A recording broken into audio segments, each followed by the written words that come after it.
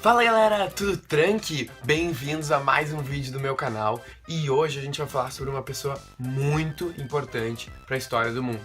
Ela se chama Frida Kahlo e é uma artista que nasceu no México no ano de 1909 e se tornou uma artista muito importante para o mundo, mas ela se tornou muito mais do que uma simples ou uma grande artista. Ela se tornou uma pessoa que as ideias influenciaram muito o mundo e tocaram profundamente as pessoas. Bom, acontece que a Frida passou por várias experiências negativas na sua vida e que, de uma certa forma, ajudaram ela na sua consolidação como mulher. Como, por exemplo, quando ela tinha 6 anos, uma doença chamada poliomielite, que deixou uma lesão grave no seu pé. E as pessoas tiravam muito com a cara dela, ela se sentia envergonhada, então começou a usar muitas calças e saias longas, que acabou depois se tornando uma grande marca da Frida Kahlo. Depois, quando ela tinha 18 anos, ela sofreu um acidente muito mais sério. Ela estava viajando num bonde e aí esse bonde bateu num trem. E aí o que acontece é que um pedaço de ferro perfurou ela e ela teve que ficar muito tempo no hospital, muito tempo de repouso em casa. E nesse tempo ela ficou muito tempo sem poder fazer nada, basicamente de exercício e tal. Então ela se dedicou aí, aos 18 anos, à sua carreira artística. Então ela começou a pintar, começou a pensar mais nessa carreira como artista. A Frida, ela se tornou uma grande artista, não só pelas obras, mas pela pessoa que ela era. Ela foi uma grande representante, uma pessoa muito influente no movimento feminista. E se hoje em dia pessoas influentes no movimento feminista ganham muita visibilidade, são muito importantes, naquela época onde o machismo predominava muito mais, isso ganhava uma dimensão muito maior. Então, para quem não sabe, o machismo é uma forma, uma postura de se colocar e de enxergar a sociedade como que o homem sendo mais importante que a mulher, ou seja, a mulher sendo submissa, inferior ao homem. E isso é muito negativo. Muitas vezes o machismo é praticado de forma consciente e proposital, porque algumas pessoas realmente acreditam nisso, mas às vezes é praticado também sem querer.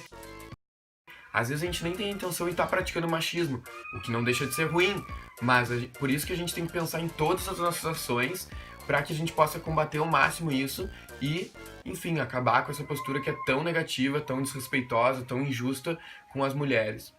Já o feminismo, não é o contrário de machismo, e sim foi um movimento criado para buscar uma igualdade de gêneros, ou seja, para que o homem e a mulher sejam enxergados de maneira equivalente, ou seja, que nem o homem seja superior à mulher ou que nem a mulher seja superior ao homem.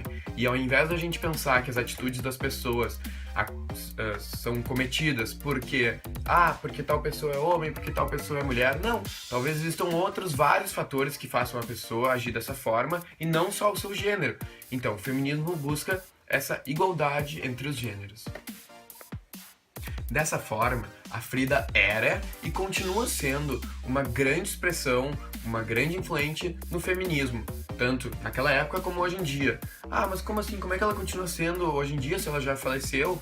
Não, é que acontece que as ideias não morrem, então o que ela expressava, o que ela queria dizer, o tratamento dela com o corpo dela, com a casa dela, com as roupas que ela usava e com as próprias obras dela, permaneceram nas ideias, nas palavras. Então até hoje as pessoas se inspiram muito nela para enxergar a sociedade da forma que a Frida enxergava, ou enxergar o próprio corpo, ou enxergar os outros da mesma maneira que ela enxergava.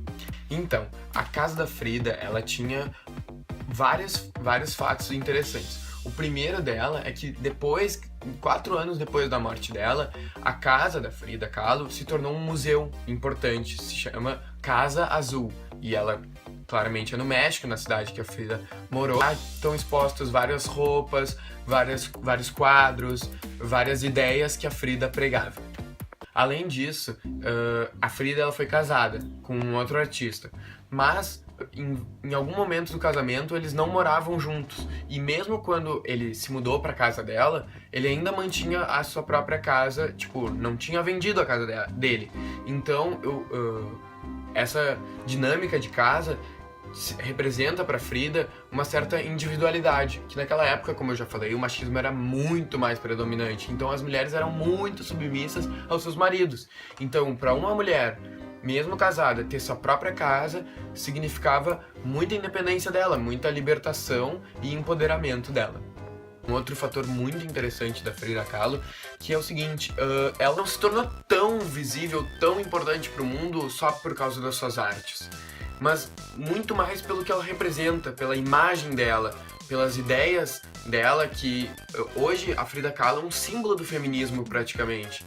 Então a gente pode entender isso, que o mundo da arte é muito machista, então não dava espaço para tanta visibilidade da Frida Kahlo, mas, por exemplo, como eu falei, o marido da Frida, ele era também artista. E ele teve muito menos visibilidade do que ela. Na verdade, como eu falei, ele é lembrado muitas vezes como marido da Frida e não como um artista que fez isso e aquilo. Então, é muito importante a gente entender que existem vários artistas que a sua imagem se tornou muito importante para o ativismo, como a Frida Kahlo se tornou para o feminismo, e outros dois artistas que também tiveram a sua imagem muito representada e muito difundida na sociedade é a Marina Abramovic e o Basquiat. Então a gente pode entender que esse estilo de artista não é só as suas artes que perpetuam durante as gerações e que passam ideias, mas também a sua imagem, o que esses artistas representam.